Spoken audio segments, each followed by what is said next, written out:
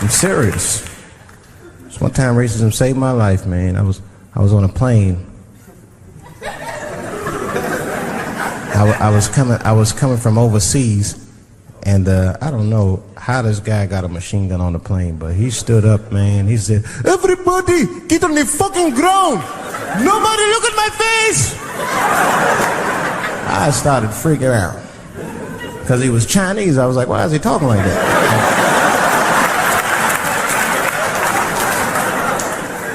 He was screaming and crying. I was the only brother on the plane. Well, I thought I was the only brother. I looked over, there was one other black dude. He was from Nigeria. I looked over at him, he was looking right in my face, man. He didn't say two words to me, he just looked at me, he was like...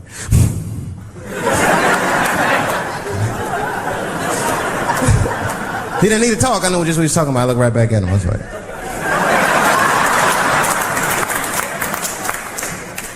Some white dudes on the front of the plane seen us, they were like, "Oh my God. I think those black guys are gonna try to save us."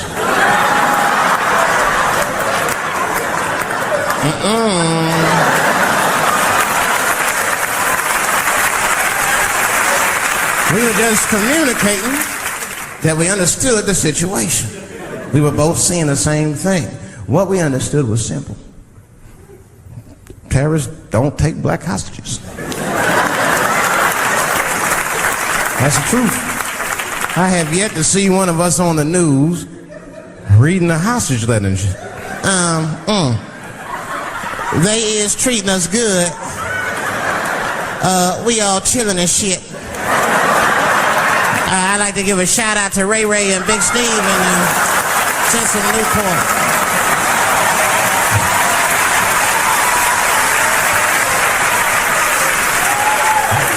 You're not gonna see it. And terrorists are smart. They know what they're doing there, you know. They terrorists. They know black people's bad bargaining chips.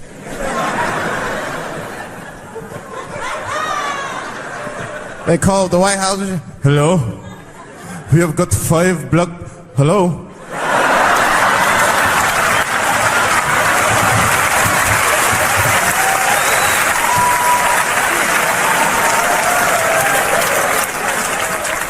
Really some scary shit. I gotta tell you, Harvey Weinstein.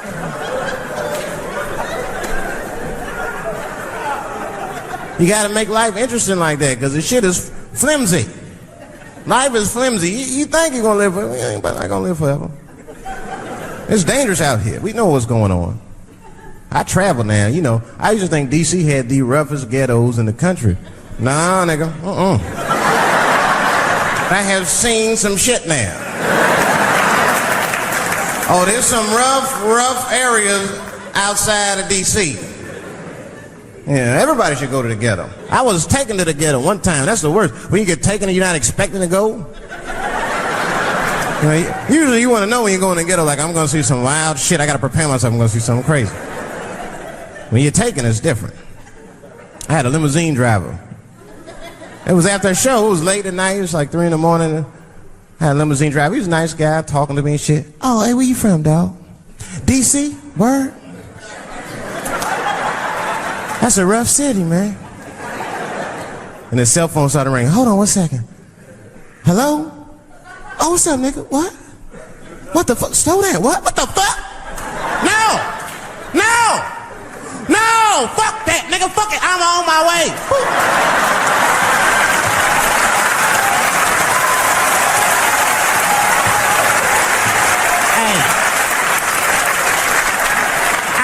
A stop real quick at 3 o'clock in the morning. I didn't know he was taking me to the ghetto at first.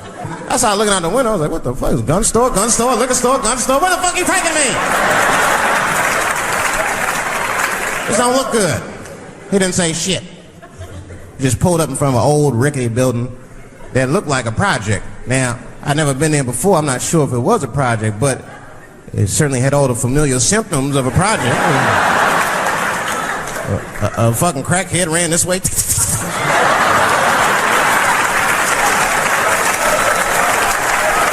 And then another one jumped out of a tree and shit.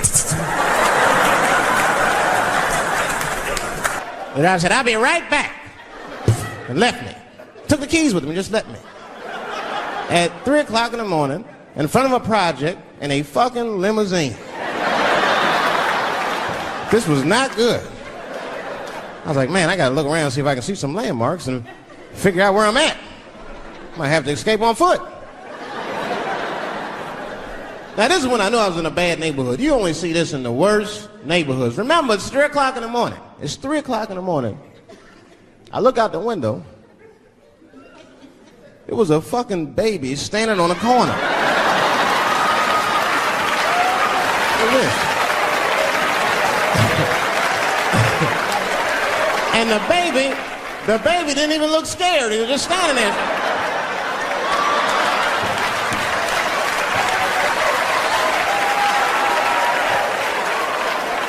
I mean, it made me sad. It made me sad, really. You know what I mean? Because I wanted to help the baby. I was like, I don't trust you either. I'm sorry. Click. Click. The old baby on the corner trick, eh? I'm not gonna fall for that shit. Where's this limousine driver? You know, I start feeling bad. As time goes by, I start feeling worse. Like, man, what is wrong with me? What the hell's wrong? I'm scared of a baby. And this baby could be in trouble. He might need my help. I gotta do something. But I wasn't gonna get out the car. I'm serious, man. I just cracked the window a little bit. There's an old limousine. I can roll it down.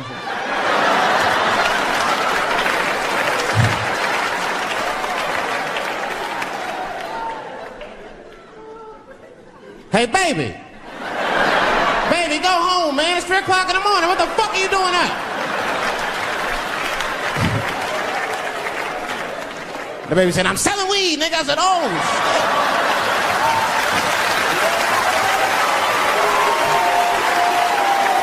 I wasn't expecting that. I'm serious. I had to buy 2 bags from him to calm my nerves. Let me get 220.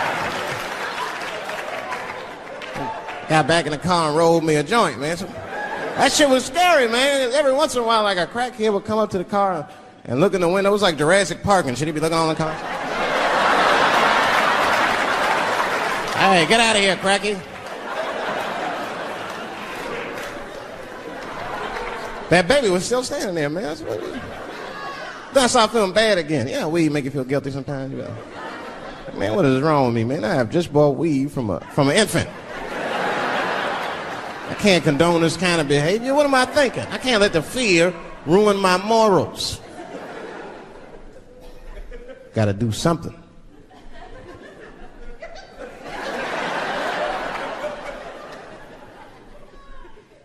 Hey, baby. Stop selling weed, all right? You got your whole life ahead of you. He said, fuck you, nigga. I got kids to feed. I said, God damn.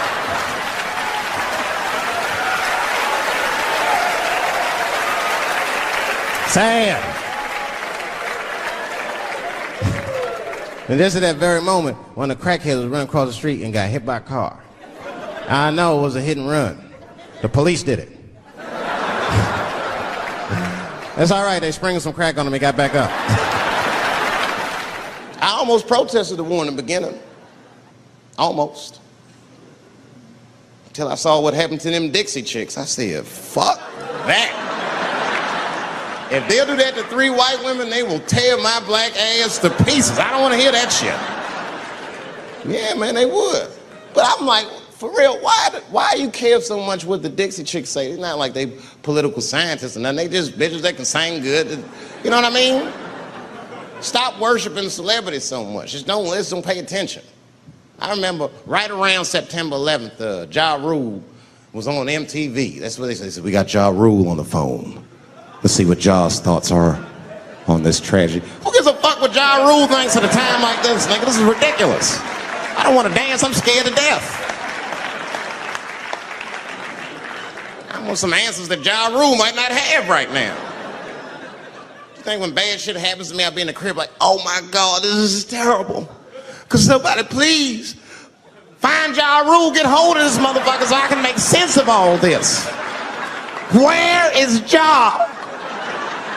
Guide me, Ja Rule.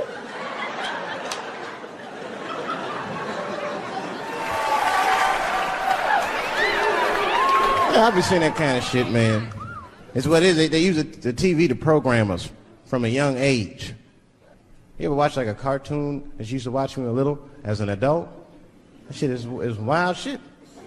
Some wild shit. I mean, like I was with my nephew. We sitting there, we watching Pepe Le Pew, and I say to my nephew, I say, now pay attention to this guy because he's funny. I used to watch him when I was little. And we watched the Pepe Le Pew, but I'm old now. I'm looking like, good God, what kind of fucking rapist is this guy? Like, take it easy, Pepe. My nephew was sitting there cracking up. Hee. See, sometimes you gotta take the pussy like Pepe. Like, no.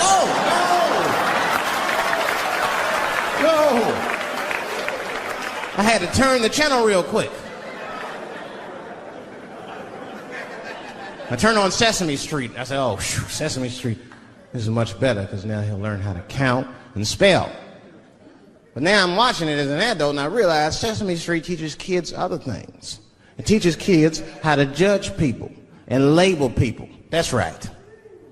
They got a character on there named Oscar.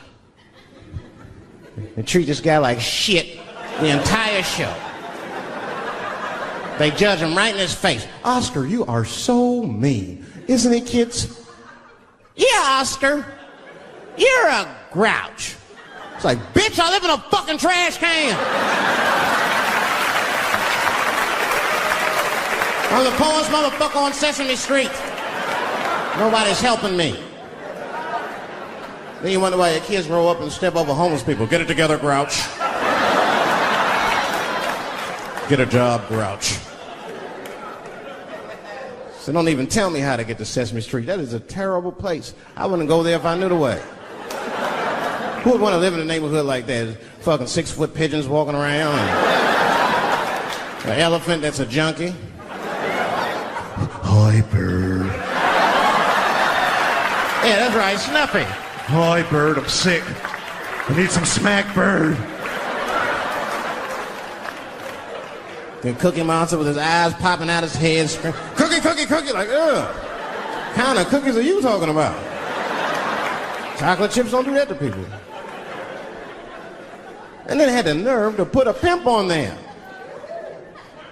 They didn't come out and say he's a pimp, but I know a pimp when I see one. They called him the Count. Had a cape and everything. You just see him pimping, bitch, where is my money? You've been late 4 times, I've been counting. How many times must I smack you before you act right? 1, 2 smacks.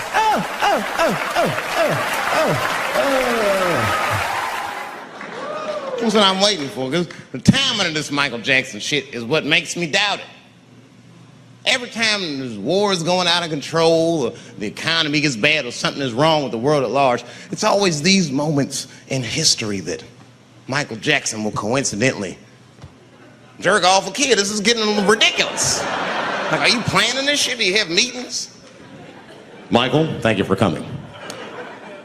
As you know, Michael, the war has not been going as well as we expected. There's been a lot of hiccups, and the public is asking us a lot of questions, of course, and, well, Michael, there's no nice way to say this, and all I know how to do is be direct, so let me just be direct. We're gonna need you to jerk off another child, Mike. I'm sorry. I am sorry. But it would really help out. Or maybe he did it. Who knows? Who knows? That's the thing. That's what I wanted to say. Who knows? Who the fuck knows? Mike, God, and this little boy know. That's about it. That's about it. The only reason that I can even talk about this shit is because everybody is speculating. They all think he did it. And I don't think he did it. I'm alone in this. I don't think he did it. I'm not going to say I don't think he did it. That's too strong.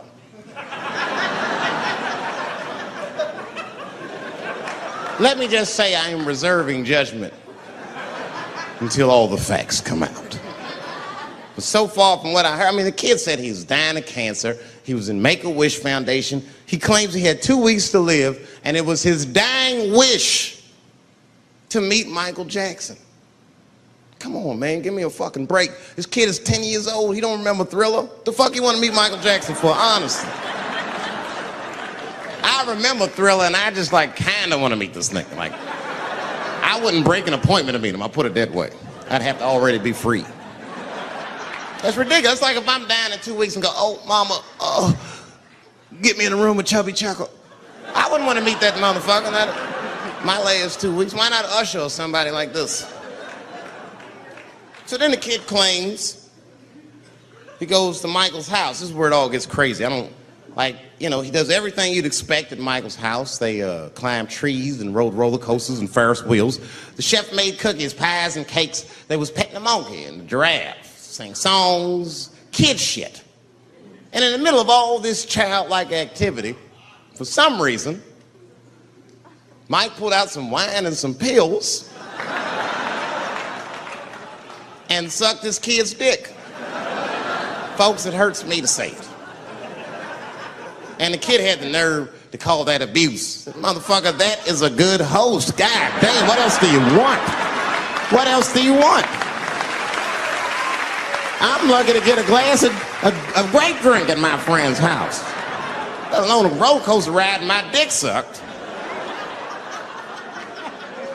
Mike must be confused, like I brought you in my house, I fed you, I sucked your dick, and this is how you repay me, motherfuckers? This was your wish, not mine. Thought you were dying in 2 weeks. What happened to that motherfucker?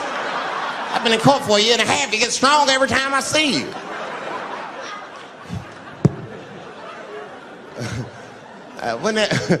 This is fucked up. I shouldn't even say this fuck. Wouldn't it be some ironic shit if they found out through this case that the cure for cancer was Michael Jackson sucking your dick somehow?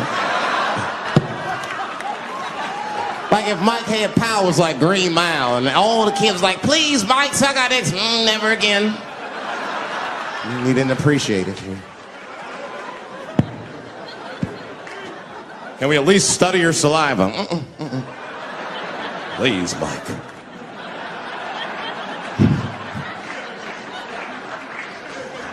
Oh, my God. But there's a more important reason that I would stop doing comedy right now. And this reason is the real reason that's been percolating, and it really is the crowd, not you. I'm talking about the crowd on the big stage. It's too hard to entertain a country whose ears are so brittle.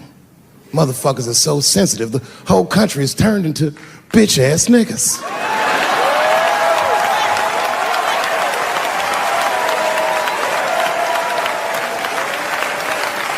Everything you say upsets somebody.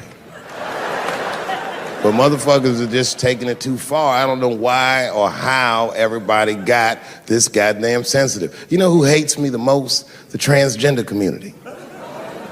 Yo, yeah, these motherfuckers. I mean, I didn't realize how bad it was. These motherfuckers, I was really mad about that last Netflix special.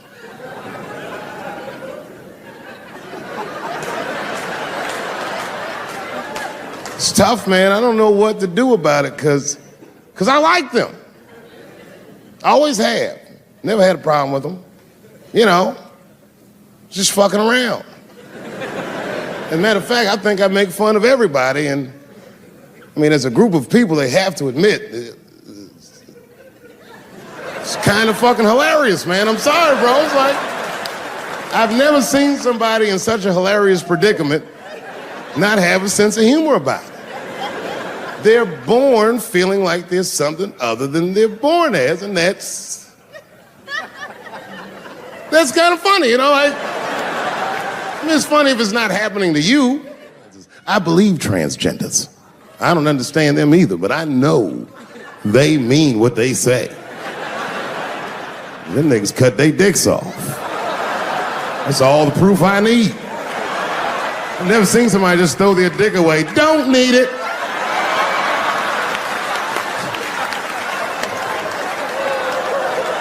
I don't understand, but I believe you and I support your decision, motherfucker. I was doing a show. I was in Portland, Oregon. And I was checked in a hotel under the name Charles Edward Cheese.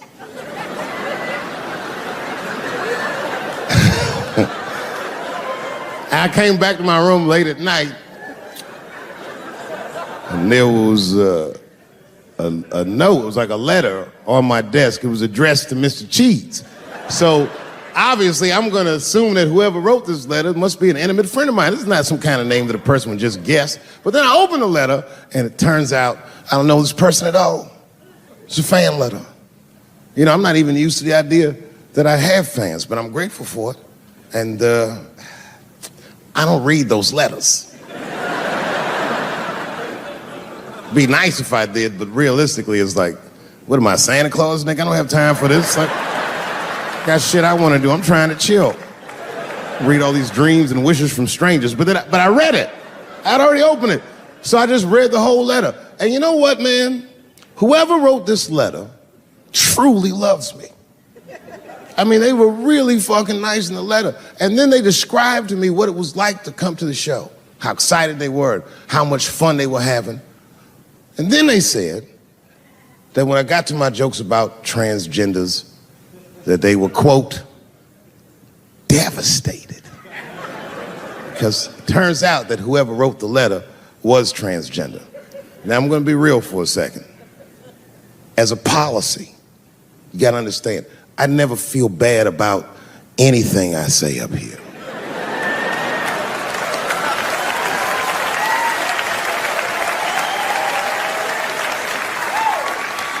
And I would never admit this to you if I hadn't locked your phones up.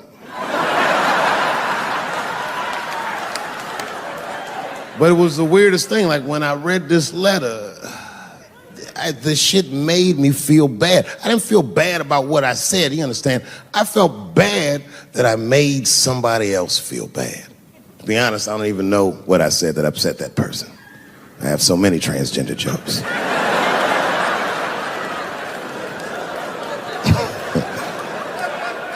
But I feel like it was probably this joke I'm about to tell you right now.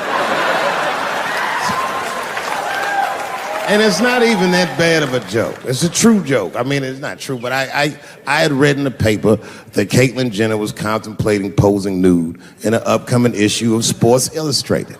And I know it's not politically correct to say these things, so I just figured, fuck it, I'll say it for everybody else. Yuck.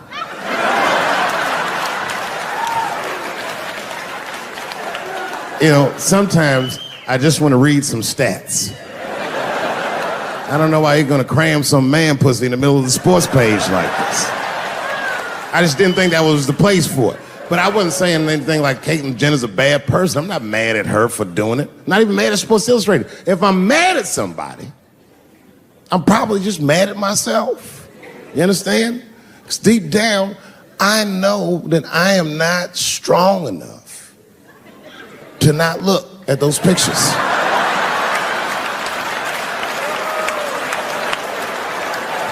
And I don't think I'm ready to see what she's trying to show me. So Caitlyn, goddamn it, if you go through with this thing, bitch, you better go hard or go home. I want you to go all the way. Hustler style. Do you know what hustler style means, miss? That means spread the lips.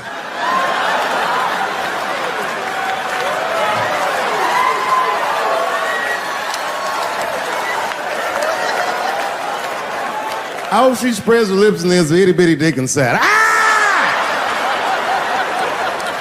The show is behind the curtains.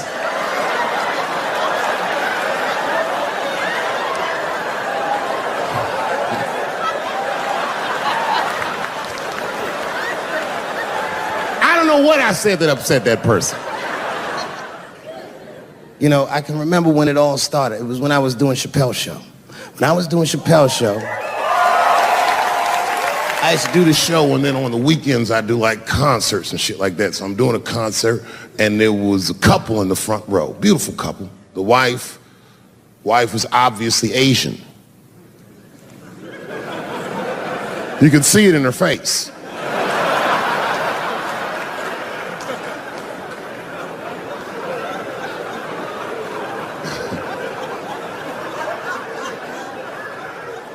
The husband, this motherfucker was mysterious, to say the least. Couldn't quite pinpoint where he was from. Caramel-colored fella, very nice hair, but he could have been from anywhere. Bangladesh, Mexico. I can't guess with a nigga like this. All I knew for sure about this guy is that his wife was a bitch. I could see that in her face, too. No, he was laughing and having a good time, and she was scowling at me at a goddamn comedy show. I couldn't figure it out. And then I realized at some point that she was pregnant, and I was smoking on stage. I said, oh my God, that's probably why she's mad. So I started to put my cigarette out, but then she hit me with one of them fake non-smoker calls. So I just kept smoking. I thought to myself, bitch, that baby will be fine, relax. And I tried to break the tension. I just asked her. That's all I said. I go, hey, where are you guys from anyway? And I could tell that she was on to me. She goes, very condescendingly, she says, I'm from California. If you're asking my ethnicity, I am Chinese. And her husband was just cool about the shit. He was like, I'm Mexican, bro. I said, well, I'm sorry if I offended you by asking, but you're a very beautiful couple. And miss, there's no question that you're going to give birth to the hardest working baby this world has ever seen.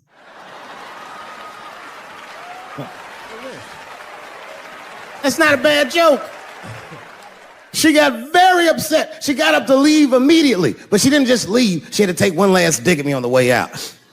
I will never buy one of your fucking DVDs again, Dave Chappelle. I said, ma'am, with all due respect, Chinese people don't buy DVDs.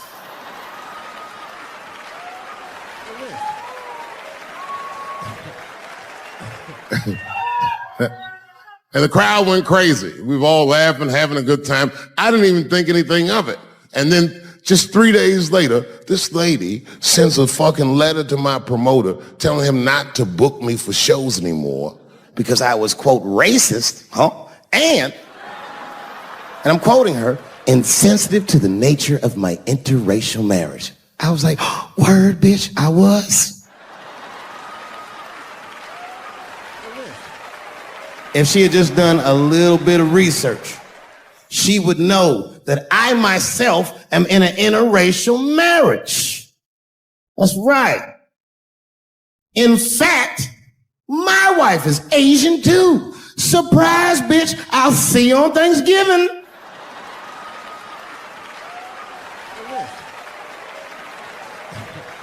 But my wife's not Chinese. She's Filipino. That's right. And our kids are Puerto Rican somehow, so there you go. Now, let's think about this. Think about it. You've heard them on their radios, on television. You've read their newspapers. You've even talked to them in your beer houses. What do they call us? They call us Anglo fools. They call you Anglo fool. And they've called all of us Biafrans. Are we Biafrans? No. They call us enemies in their house. That's not the truth. The truth is they stole our rights. You know that. They destroyed our wealth. Call us Cameroonians. We are Ambazonians. Ambazonian, that's what we are. Ambazonian. We love you. Ambazonian. Ambazonian. We are yours. You know, Ambazonia is not a dream. It's a reality. And let's talk to Ambazonia. Ambazonia, you were lost and abused. Now you are found. We have found you. We pledge our lives to set you free, forever free.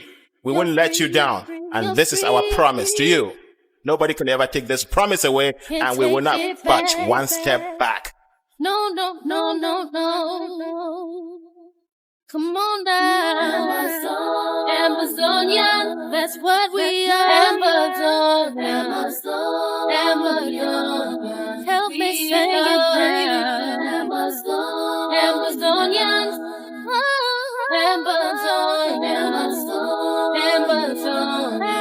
We are yours. Nothing nothing can compare to the loving that we share. All your pain and sorrow will make you strong tomorrow. Got to get together and make this world better. So sing this song with me and set your mind and body free. But you know, this really comes down to you and me. You have to join our pledge and play your part. It's my part and your part to make it. Join our pledge. And you and me will set it free. You and me. Because freedom is the word. Don't let them lie to you. It is nothing else but freedom. Freedom is our right, and in that right is our liberty. Amazonia, come on, help me sing. Amazonia, Amazonia, that's what we love you. Amazonians, Amazonians, we are yours. Amazonian, lift your faith up to the sky. Amazon, hold your head up high.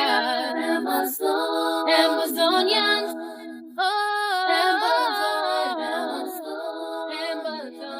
that's what we are yours. Ladies and gentlemen, please welcome one of the hottest young comedians in the country today. I'm telling you, he got my stamp. This cat is hot. Please put your hands together for Cat Williams.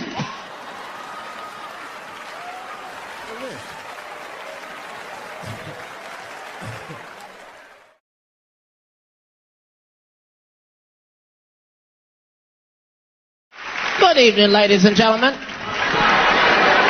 What a pleasure to be here. So wonderful to be in Pasadena, where it's 138 during the day and 36 at night. A pimp don't know what to wear. I'm in the hotel lobby. I got on a fur coat, some swim trunks, some Timberlands, and an umbrella, because I don't know what may happen in this raggedy bitch this evening.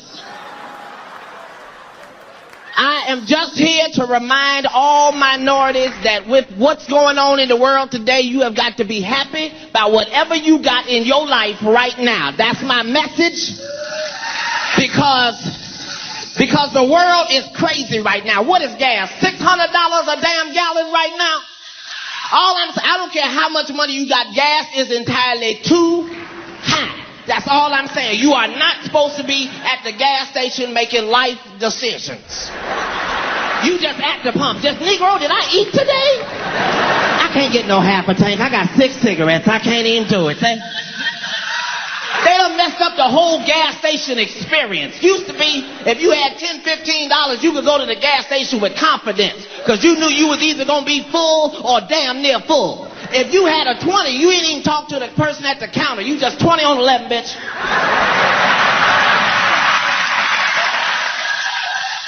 They done messed up the whole gas station experience. Used to be, if you put $15 in your tank, you had time to bond with your vehicle. You had time to put the nozzle in and set the clicker and look through your car and clean off the dashboard and look through your CDs and run in the store and get some Pringles and a Snapper, and it'll still be pumping.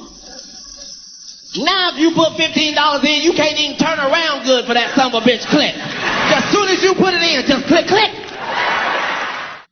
There ain't no damn gas in that car. The world is a crazy place. That's all I'm saying. I'm living in Hollywood now. I'm finding out most of the stuff I thought was real ain't even real. I met DMX 6 months ago. This Negro is 2 inches taller than me. I don't know why I thought he was 6'12" or something. This Negro is my size, and he really be talking like that. We at the restaurant, hey, yo, bitch, let me get some water and some lemon. Negro, why are you hollering? We in a restaurant. I'm out there meeting big-time celebrities. I meet Shaquille O'Neal. Me and him become friends. Then I find out I can't even be his friend in public because he's just too damn tall. How it look, I'm congratulating you on your game, and you got your thing all on my forehead region.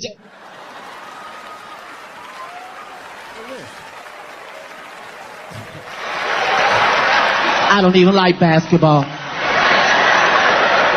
crazy place. Because when you start being in Hollywood making some money, then you get rich friends. And you got to be real cool with you, because I got rich friends now. Martin Lawrence is my friend. I go to Martin's house. Martin got a $36 million house. $36 million.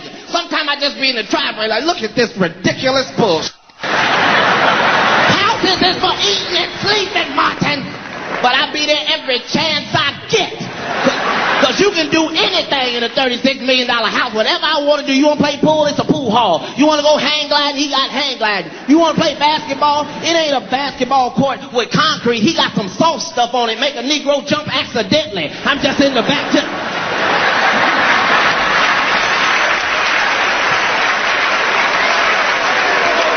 You want to watch a movie? He ain't got a plasma TV. He got a theater in his house with real popcorn popping behind glass. And you don't even want no popcorn. You just be like, look at this buttery bullshit. And I be having a ball over Martin's house, forgetting that I got to leave Martin's house and go back to my house.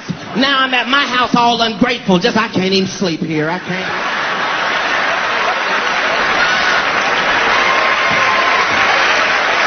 Where I'm gonna watch a movie on the TV, bitch? The world is becoming a crazy place. Used to be, all you had to do was just smoke some weed. But not anymore, because now weed is messed up. I don't know why it's so strong. All I'm saying is, I had to tell all the weed salesmen, when I say I want weed, I mean regular weed. I don't want nothing with a nickname. Not Thriller, Killer, Salmonella, none of that. Because I am used to smoking weed and getting the munchies. This brother in L.A. sold me some stuff, had me looking at the refrigerator for 3 hours. I'm just in the kitchen, sitting on the stove. Because it's only 2 types of weed smokers. It's amateurs and it's professionals. And if you're an amateur, you don't have no business messing with a professional. I had to learn the hard way. Snoop was doing a TV show. Snoop said, when we take a break, we're going to go to my trailer and hit some weed. I was like, you ain't said nothing with no hit some weed. I ain't say that to him, but I was thinking it. So I'm in the trailer. It's me, Snoop, and 2 brothers. I watch them roll it, light it, put it in rotation. I know the rules. Puff, puff. I see you've been to a seminar yourself. So everything is fine, but about 4 3/4 minutes, I start noticing that I am higher than I have ever been my entire life. I don't mean cool high. I'm talking about scary high, high. The type of high where you looking down at your mama's house and satellites and Jesus, I don't want to be this high. And I'm trying to figure out how I can get this high in 4 3/4 minutes. I swear to God, I look up. These Negroes have lit 4 blunts, and they are all in rotation at the same time. We in that bitch looking like an Olympic ghetto track meet. How high are we trying to be, Snoop? I swear to God, they put the blunts out, we're right back on the show like ain't nothing happened. Meanwhile, I'm trying to remember what show I'm on. Just wait a minute. 10 down, 10:32. I am a boy, Damon.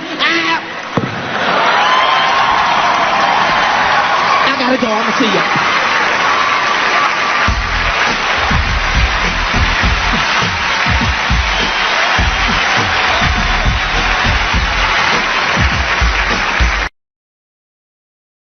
I'm having an artistic dilemma. I have 2 poems. One poem is older, and one poem I just wrote backstage. Which one would you like to hear? Wait. How many for the old one?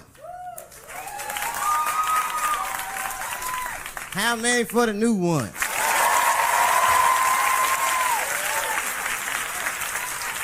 All right, so remember, if it sucks, you ask for it.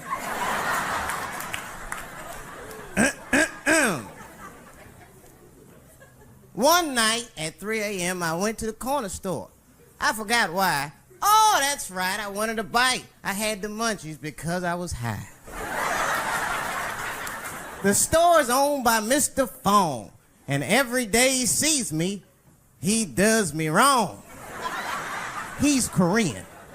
Now, I'd never say I hate all Korean people. I haven't met all Korean people. That hate talks for savages. But even though I don't generalize, I do percentages and averages. So far, I hate 1 out of 5 Korean people I've met so far. So I come in the store. Hello, Mr. Fong, I say. And he just scowls at me and growls at me. Buy something. Hurry up. Now look, I'm not stealing in the least. But if you're shopping and you know someone's watching you shop, that shit'll make you look like a thief.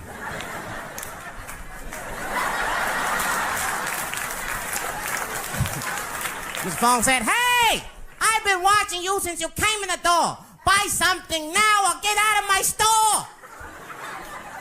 Now I couldn't take it anymore. Hey, I said, raising my hand, get your fingers out of my face, Chinaman. Mr. Fong said, hey, what make you think I'm Chinese? You must not know what you're saying. You made a mistake, Brackman. Mr. Fong is Korean. Now I was wrong. I said, Mr. Fong, I'm sorry to offend by mistaking your race. But you gotta admit, if it was a Chinese look-alike contest, your ass would place. You're a dead ringer for a Chinese. But don't be mad at me. I didn't mean to offend you in the least. You know, some people say all black people look alike. We call those people police. Thank you.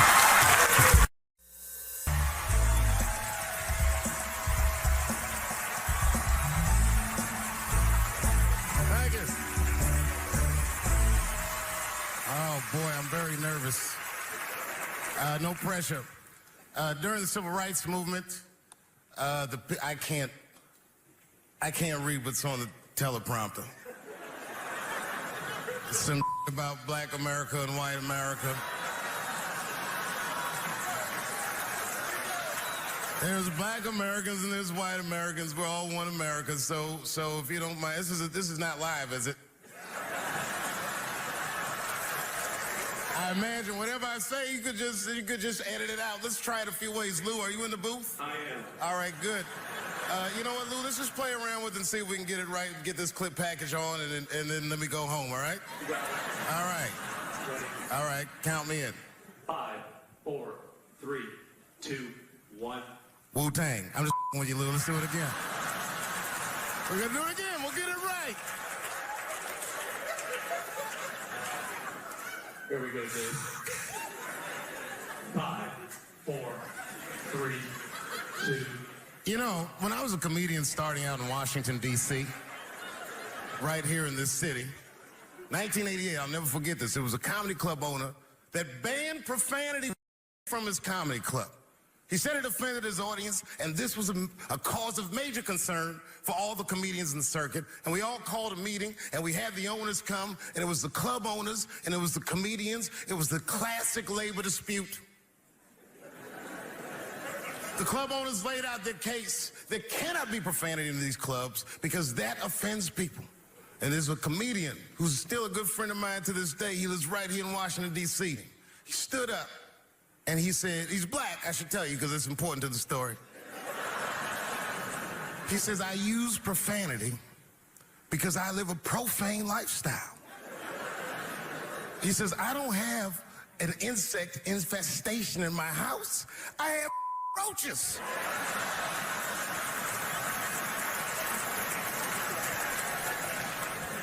My favorite comedians are like musicians, and the audience is their instrument. And the music they make is your laughter. And that's the laughter that I scored my entire life to. So now, some of my favorite American comedic composers. Thank you. And I got off stage, I was in the dressing room, I was like, man, this is a fucking weird show. I'm sitting in the dressing room by myself just trying to figure out, like, what the fuck just happened out there? Like, why is it that this one woman can't take any of these jokes and Daphne can take all of these jokes? So weird. And then I realized, Daphne used to be a man.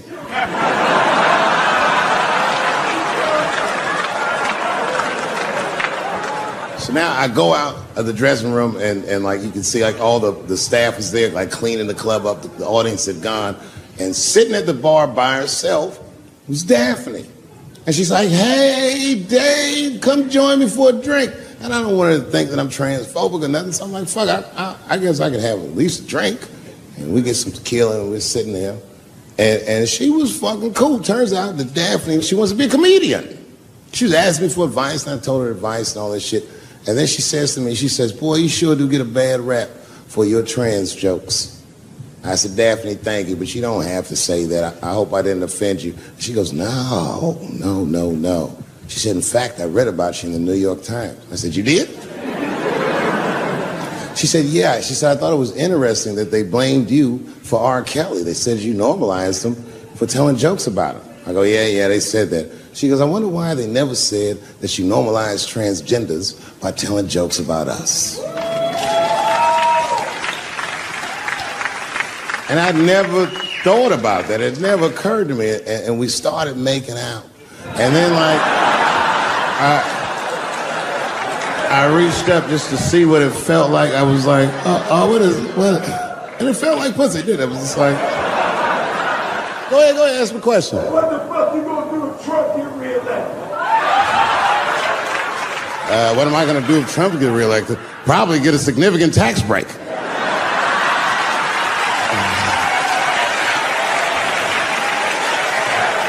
Hey, you wanna know why I don't even talk about Trump in my show? Because that motherfucker is not the hokey pokey. He is not what it's all about. There's millions of people that put him in power, and the ideas that he puts forth are not his own. He's singing poor white people's greatest hits. So why the fuck would I worry about him and not the other millions?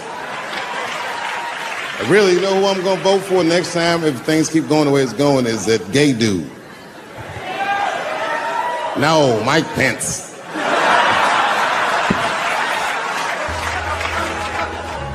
Now, this is the same club, the Punchline. This is 15 years ago, and I had just gotten back from my infamous South Africa trip. And I came to the Punchline just to cheer myself up. It's a safe place where I could tell some jokes.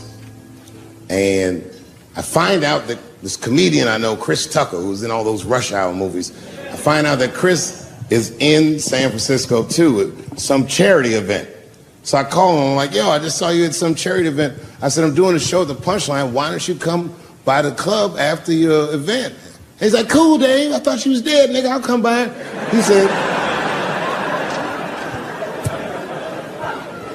He says, is it okay if I bring some friends? Because, you know, I'm with a lot of people.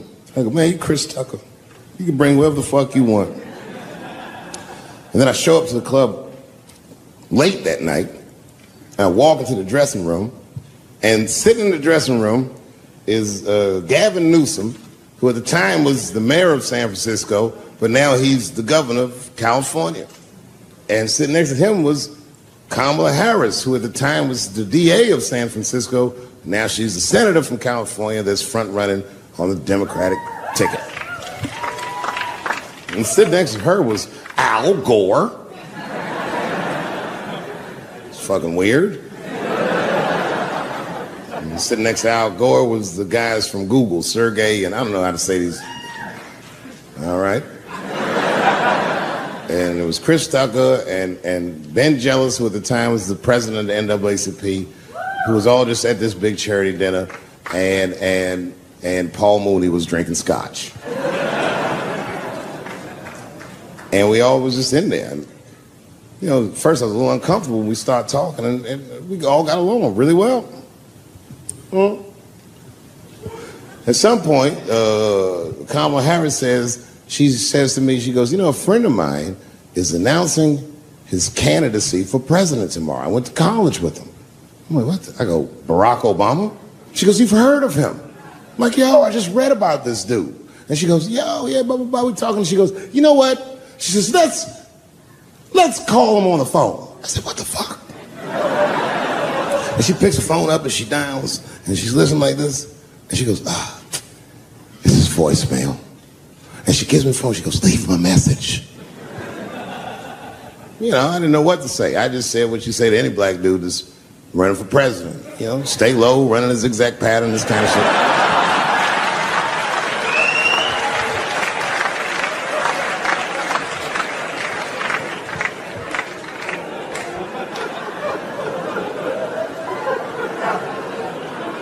And then the last thing I say is, you know what? I said, sir, well, I really do believe you can do this. Like, man, I'm wishing you luck. Now, next day I wake up and go for coffee at a place called the Embarcadero. It's like an eatery by the sea in San Francisco. And I'm walking to the coffee shop and there's a police line and I can't cross the tape. But then I figure, fuck it, I'm Dave Chappelle, so I go into the thing like this. And the police yoke me. These motherfuckers like tackle me immediately. And I see over the police's shoulder Gavin Newsom. I couldn't remember his name, but I remember the night before I had kept teasing him and saying he looked like Christian Bale, the guy from the Batman movies. So I see him and I can't remember the name, so I'm just like, Batman, help!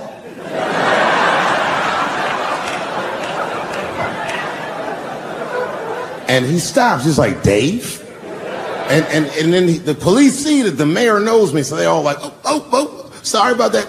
And he's like, hey, back up, everybody. And he just picks me up. He's like, I'm really sorry about that. I'm like, I'm fine, don't worry about it. And he's like, listen, I'm here with Prince. Would you like to meet him? I'm like, I know Prince. That's my nigga. And we go around the corner, and it was Prince Charles, the Prince of England. I didn't know the protocol of meeting royalty. You're not supposed to touch him. I dapped him up like a nigga. My nigga. Ah! Hugging him and shit like this, dapping him up. Like this. And that nigga was cool too. I was like, it's really fucking weird.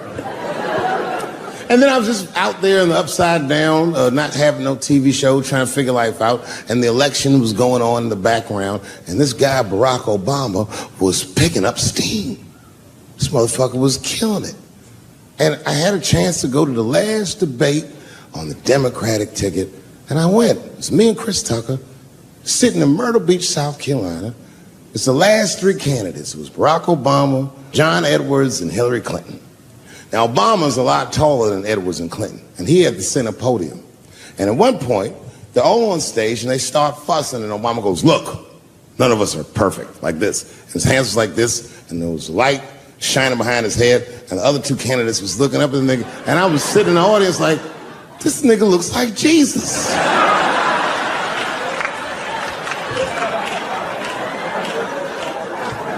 And I realized in that moment that I was looking at the next president of the United States. I was certain of it. I couldn't explain it, but I knew what I was seeing. And I got really excited. And I'm not that kind of guy. I said, I gotta meet this motherfucker. So I stayed. They were all on stage doing interviews, and I just waited. I was waiting and waiting, and then John Edwards was done with his interviews first, because everybody knew he wasn't going to win. And I see John Edwards, and I said, hey, Senator Edwards, I just want to say hi. And that motherfucker looked at me like, I'm like, fuck you, nigga, you gonna lose anyway. And then he left, and then Hillary Clinton just walked by me in one of them Steve Harvey suits.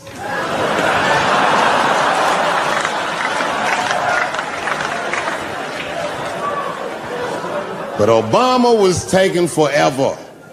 Everybody wanted to talk to him. When I knew the media saw exactly what I saw, there was no question about it. That was the guy.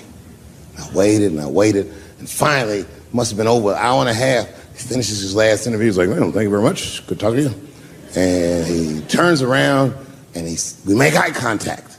He sees me, and when he sees me, he looks over, he goes, Dave Chappelle.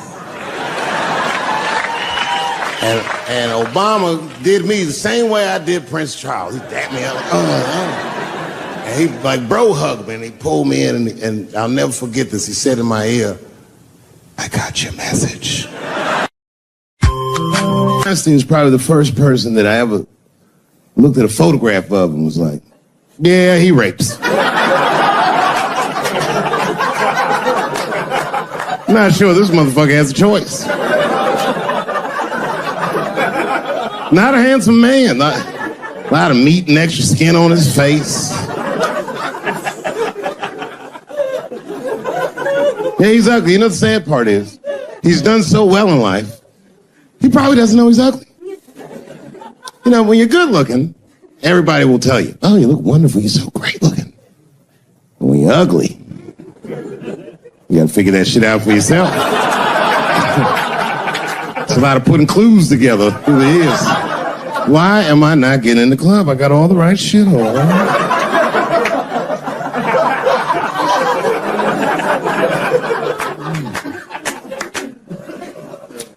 If it was Brad Pitt doing that shit, he wouldn't have heard a peep. The girl would just come back down like, I got the part.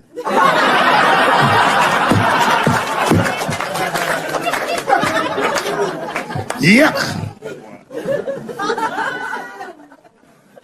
And yet, it is important that I acknowledge, ladies, you are absolutely right. There you go.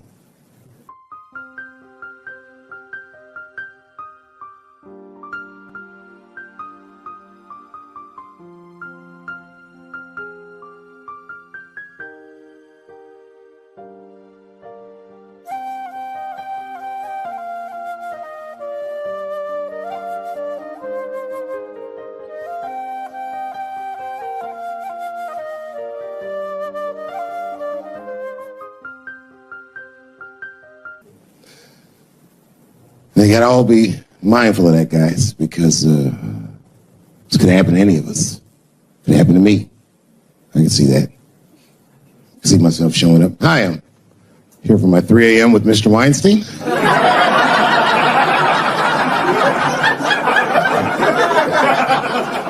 Hey, Harvey, I got your text. I'm here to talk about the script. Seems like it's gonna be hard to read in candlelight, but I guess I could try.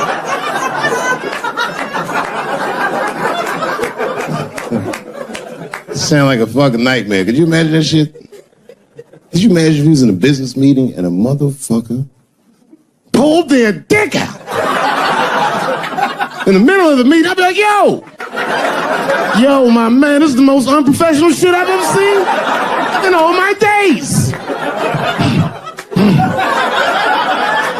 Just let me finish, Dave Chappelle. I'll put you in all 3 Lord of the Rings.